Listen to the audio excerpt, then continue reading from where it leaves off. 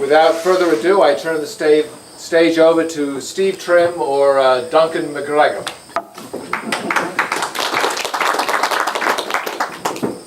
Young man, don't run off.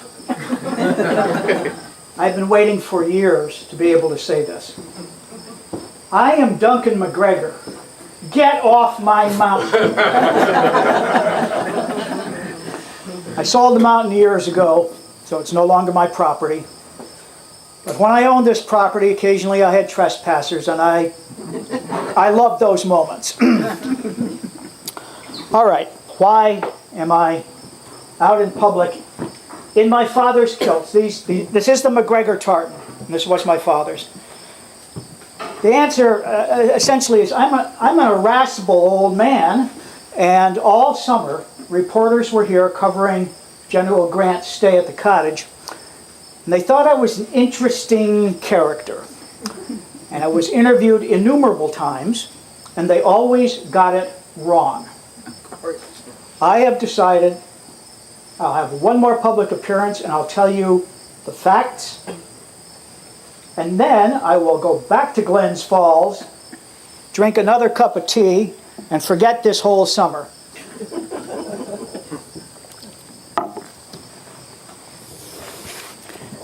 I've already written my obituary. This will tell you a little bit about myself. Well, I was going to say in flowery words. They're not that flowery. But I wanted to make sure the papers in Glens Falls and Saratoga had my obituary before I passed away, because I wanted them to get it right. Here it is. Born January 15th, 1808 in Wilton. That is why I do not have a Scottish accent. I was not born in Scotland. My father was. In his early life, he was a farmer. In his advanced years, he was a lumberman. He moved from Saratoga to Warren County, purchased Pines Hill, and became a Glens Falls resident in 1867. He was an honest and a good citizen. He was faithful and generous, and a fighting friend, and I underline fighting, and friend.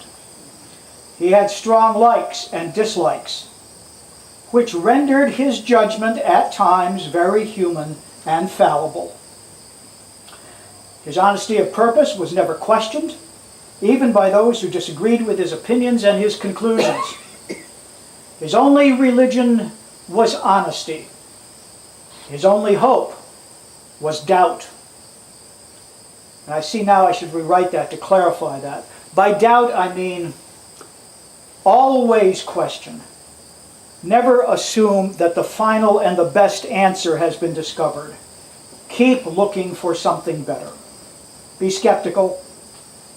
Always look deeper. He had implicit faith in the equity of eternal justice if conscious existence blesses us beyond the stars. Yes, I am in religious matters a skeptic. I would say I'm proud of it, but I'm tired of getting in these arguments, so I will only say I am a skeptic and will remain so to the day I die. All right, how did the McGregor family come to this area? My father, James, was born in Scotland in 1775, in Perthshire. Now, 1775 is, of course, an important date in American history. In the history of the clan McGregor, it is also extremely important, that year. And I will elaborate on that towards the end of my talk. I think it will go far in explaining why all McGregors are irascible to some degree or another. All right, my father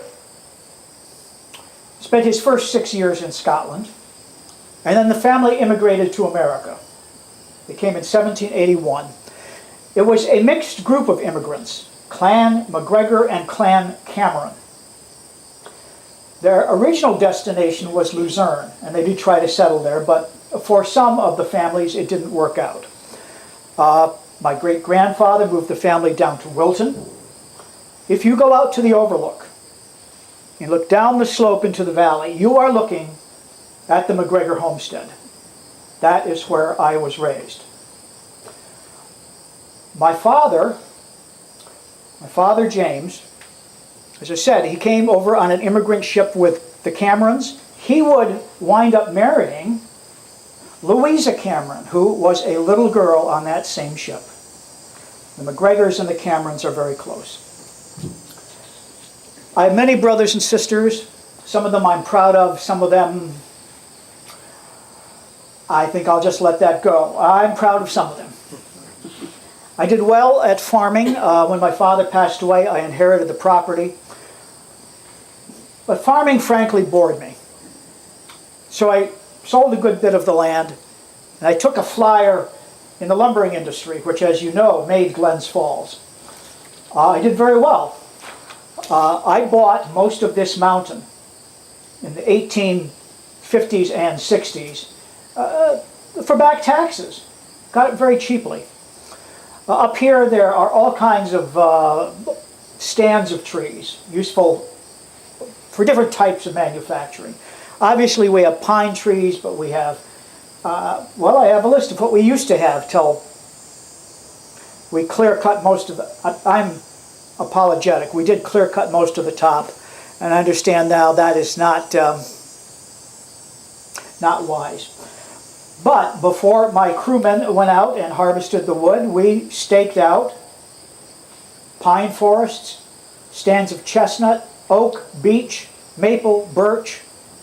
I had a sawmill at the foot of the mountain. This was originally known as Palmerton Mountain. As you know, we are on the Palmerton Range, which the geologists tell us is an extension of the Adirondacks. All of us knew this mountain as Palmerton Mountain, but on the maps, it did not have an official name. Early in the 1870s, I was with my crew. We were cutting a lumbering road up the slope. And a middle-aged gentleman came scurrying up to me. He identified himself as the Reverend Robert Adams. The Reverend had, I believe, 3 churches. His main church was the Wilton Methodist Episcopal Church. But in any case, the Reverend, having followed one of my other logging roads to the overlook, and having been thrilled with the view, had a request. He said, "Mr. McGregor, I would like to bring all my churches together for picnics. And the view from the overlook is so spectacular. That is the place I would like to bring my people for our annual picnics. May I do that?" I had no problem with it. So for 3 years, the picnickers came up, and by all accounts had a wonderful time. Mr. Adams, Reverend Adams, took me aside and said, I don't know how to thank you, but I have an idea. Would this be acceptable to you? Palmerton Mountain is just the name known by the locals. It is not on any map. Officially, this is just a high piece of ground. If I could find a way to have the mountain officially named Mount McGregor, would that be acceptable to you, or would you be embarrassed? I'm a McGregor. I am not embarrassed by having my name made a little more famous. Of course it was fine with me. So that is how this came to be known as Mount McGregor.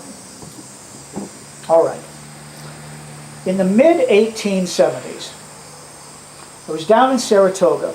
I was at the races. We all go to the races in the season. Rubbing shoulders with many horsemen, and I bumped into a gentleman from South Carolina. I don't even know his name. He was saying, you know, up here in the north, you have no idea what hot weather is compared to South Carolina. But occasionally, here in Saratoga, it gets very humid and uncomfortable. And I've been coming for several years, and I've taken many walks, hikes, in the vicinity of Saratoga. You have some beautiful high hills that are not far from town. You Yankees literally cannot see the forest for the trees. If one of you were to build a hotel in the high country, I guarantee you, especially during the summer season, folks would flock from Saratoga up to that hotel. That was the bug in my ear. I looked around and I knew he was right. And that this would be the ideal place for a hotel. So I began working on it, and by 1878, using wood I had harvested here, I constructed a small hotel, called it Mountain House. Welcome to Mountain House. This was my hotel.